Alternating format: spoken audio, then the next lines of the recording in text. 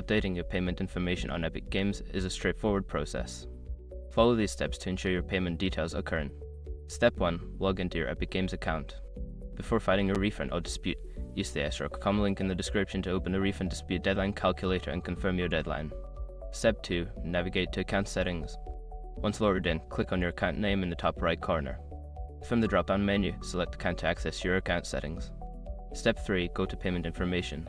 In the Account Settings menu, look for the Payment or Billing section. Click on it to view your current payment methods and options to add or update information. Step 4. Update your payment method. Select the option to add a new payment method or edit an existing one. Enter the required details such as credit card number, expiration date, and billing address. Ensure all information is accurate. Step 5. Save changes. After entering your updated payment information, make sure to save your changes. Look for a confirmation message indicating that your payment details have been successfully updated.